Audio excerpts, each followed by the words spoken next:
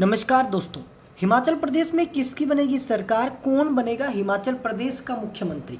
आज की इस वीडियो में हम संपूर्ण हिमाचल प्रदेश की 68 विधानसभा सीटों की बात करेंगे और आपको बताएंगे कि हिमाचल प्रदेश में किसकी सरकार बन सकती है और हिमाचल प्रदेश में वर्तमान परिस्थितियों के अनुसार सरकार किसकी बन सकती है।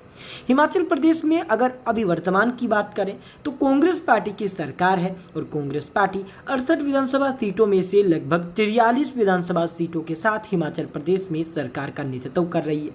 हालांकि बीजेपी का दावा है कि ये सरकार 5 साल पूरे नहीं कर पाएगी, लेकिन 2 साल रह गए हैं। अब सरकार 5 साल पूरे करने में कुछ ज़्यादा समय नहीं बाकी है।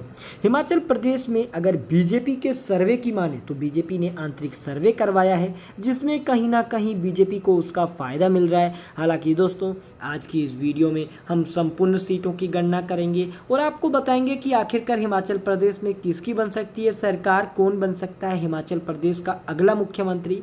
वहीं दोस्तों, हिमाचल प्रदेश में जहां कांग्रेस में गुटबाजी तेज है, प्रतिभा वीरभद्र सिंह और यहाँ पर दोस्तों अन्य कांग्रेसियों नेताओं के बीच यहाँ पर दोस्तों हिमाचल प्रदेश कांग्रेस अध्यक्ष बनने की होड़ मची है।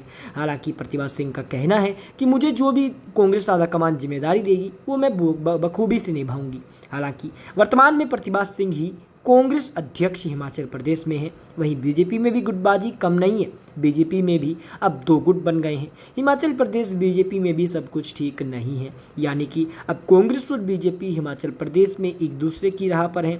कांग्रेस बीजेपी दोनों के नेता टिकट लेने के लिए आगे की होड़ में है, तो दूसरी तरफ कांग्रेस से बीजेपी में गए नेताओं की टिकट पर फिर खतरा बताया जा रहा है, क्योंकि उनमें से अधिकांश नेता ने हार का सामना किया है। अब संकट उनकी नज़र पर भी है जो पहले बीजेपी के विधायक थे। दोस्तों, कहीं ना कहीं बीजेपी कांग्रेस को इनका बहुत बड़ा नुकसान हो सकता है।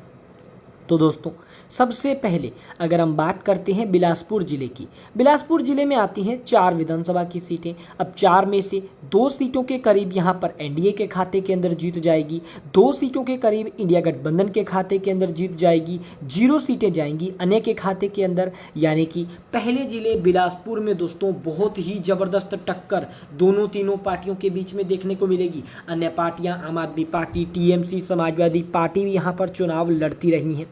वहीं दोस्तों, अगर हम बात करते हैं अगले जिले की, हमारे सामने जो अगला जिला निकल कर आ रहा है जिसका नाम हमारे सामने आ गया है चंबा। चंबा जिले में दोस्तों विधानसभा की सीटें तो 5 ही हैं, लेकिन यहाँ पर जो एनडीए इंडिया गठबंधन है दोनों में बहुत ज़बरदस्त टक्कर रहेगी। एनडीए गठबंधन जहाँ दोस्तों 3 सीटों के साथ टक्कर में रहेगा, तो 2 सीटों पर इंडिया गठबंधन भी जीत हासिल करेगा। अगर हम बात करते हैं अगले जिले की, हमारे सामने जो अगला जिला निकल कर आया है जिसका नाम है हमीरपुर। हमीरपुर ज़िले में 5 सीटें आती हैं।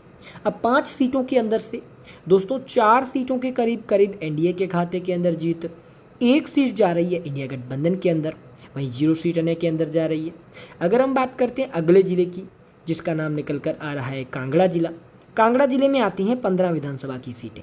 अब 15 विधानसभा की सीटों में से 8 विधानसभा की सीटें एनडीए के खाते के अंदर जा रही हैं, 6 सीटें इंडिया गठबंधन के खाते के अंदर, तो 1 सीट अन्य के खाते में जा रही है। यानी कि अब तक बीजेपी कांग्रेस पार्टी से काफ़ी अधिक मजबूत है, यानी इंडिया गठबंधन कहीं ना कहीं अब तक की लड़ाई के अंदर काफ़ी पीछे है। अब हम बात अगले ज़िले की करें तो हमारे सामने निकल कर आया है किन्नौर जिला। किन्नौर ज़िले में आती है 1 सीट, ये जो सीट है वो एनडीए के खाते के अंदर जा सकती है। अगर हम बात करते हैं अगले ज़िले की, जिसका नाम निकल कर आ रहा है कुल्लू। अब कुल्लू जिले के अंदर 4 विधानसभा की सीटें आती हैं। 4 विधानसभा सीटों वाले कुल्लू के अंदर दोस्तों जो एनडीए है अन्य दोनों का यहाँ पर दोस्तों सुपड़ा साफ है। इंडिया गठबंधन 4 सीटों के साथ अच्छा खासा प्रभुत्व करता देखने को मिलेगा। यानी कि यहाँ पर फिर से इंडिया गठबंधन कुल्लू जिले से लड़ाई में आ गया है। यानी दोस्तों कहीं ना कहीं हिमाचल प्रदेश की लड़ाई ना बीजेपी के लिए आसान होगी ना कांग्रेस के लिए आसान होगी। त्रिशंकु विधानसभा बनने के भी आसार हिमाचल प्रदेश के कई नेता लगा चुके हैं। दोस्तों 34 सीटों की बात अब तक हमने कर ली है। अब 34 सीटों में से 18 सीटों के करीब एनडीए के खाते के अंदर जीत जा सकती है।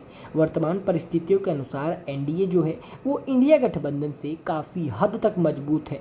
34 में से कांग्रेस पार्टी की बात करें तो लगभग 15 सीटों के करीब कांग्रेस गठबंधन यहाँ सीट हासिल कर रहा है और 1 सीट दोस्तों अन्य के खाते के अंदर भी जा रही है। यानी कि हिमाचल प्रदेश में वर्तमान परिस्थितियों में बीजेपी जो है वो कांग्रेस से मजबूत है और इसका एकमात्र कारण कांग्रेस की आपसी फूट, कांग्रेस का अधिक गठबंधन न कर पाना, कांग्रेस का सीट वितरण भी बताया जा रहा है। अब दोस्तों हम बात अगले जिले की करें तो जिसका नाम है लाहौल व स्पीति।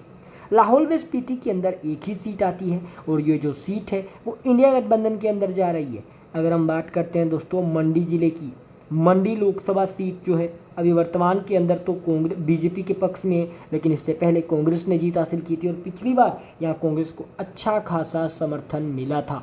कांग्रेस पार्टी मंडी से लगभग 7 सीटें हासिल करने में कामयाब रही थी, लेकिन इस बार थोड़ा सा नुकसान कांग्रेस को होगा। मंडी के अंदर दोस्तों बीजेपी जहां 4 सीटें हासिल करेगी, वहां कांग्रेस गठबंधन 6 सीटों के करीब सीटें हासिल कर सकता है।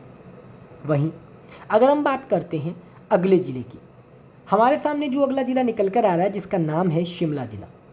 शिमला जिले में आती हैं 8 विधानसभा की सीटें। 8 विधानसभा की सीटों में से 2 विधानसभा की सीटों के करीब एनडीए के खाते के अंदर जीत जा सकती है, 6 विधानसभा सीटों के करीब इंडिया गठबंधन के खाते में जीत जा सकती है और अन्य के खाते में यहाँ से 0 सीट जा सकती है। वहीं दोस्तों यहाँ पर दोस्तों शिमला में भी कांग्रेस काफ़ी अधिक मजबूत बीजेपी से देखने को आपको मिल ही रही है, क्योंकि शिमला में भी कांग्रेस पार्टी बीजेपी से मजबूत है और बीजेपी से कहीं ना कहीं मजबूती के साथ खड़ी दिखाई दे रही है। अगर हम बात करते हैं अगले जिले की, जो हमारे सामने निकल कर आ गया जिसका नाम है सिरमौर जिला। सिरमौर जिले में 5 सीटें आती हैं, जिसमें 2 सीटों के करीब एनडीए के खाते के अंदर जीत जा रही है, 3 सीटों के करीब इंडिया गठबंधन के खाते में जीत जा रही है और अन्य के खाते में जा रही हैं 0 सीटें। वहीं अगर हम बात करते हैं अगले जिले की, अगला जिला हमारे सामने निकल कर आ रहा है सोलन जिला। सोलन जिले में 5 विधानसभा की सीटें आती हैं, जिसमें दोस्तों 1 सीट एनडीए गठबंधन के खाते में जा रही है, 4 सीटें इंडिया गठबंधन के खाते में और 0 सीटें अन्य के अंदर जा रही हैं। वहीं दोस्तों अगर हम बात करते हैं अगले और अंतिम जिले की, हमारे सामने जो अगला और अंतिम जिला निकल कर आया है जिसका नाम है ऊना जिला। ऊना जिला तो हिमाचल प्रदेश का सबसे अच्छा खासा और पर्यटन की स्थिति से सबसे महत्वपूर्ण जिला माना जाता है, जिसमें एनडीए को 1 तो इंडिया गठबंधन को 4 सीटें मिल सकती हैं और अन्य का खाता ऊना जिले में खुलता देखने को नहीं मिलेगा। अब दोस्तों हिमाचल प्रदेश के ऊना जिले में तो कांग्रेस ही बीजेपी से काफ़ी मजबूत है। अब हम बात हिमाचल प्रदेश की संपूर्ण सीटों की करें। हिमाचल प्रदेश की संपूर्ण 68 की 68 लोकसभा सीटों में, माफ कीजिएगा विधानसभा की सीटों में से 28 सीटों के करीब एनडीए के खाते में जीत जा रही है, यानी कि बहुमत का आंकड़ा जो 34 सीट है वो दोस्तों कहीं ना कहीं बीजेपी पार नहीं कर पा रही और कांग्रेस पार्टी 39 सीटों के साथ बहुमत का आंकड़ा पार कर रही है। जो कांग्रेस 44 सीटों के साथ सत्ता में डगमगा गई, वो 39 सीट के साथ 5 साल पूरा करेगी, ये कहना थोड़ा मुश्किल होगा, लेकिन आपको क्या लगता है हमें कमेंट में जवाब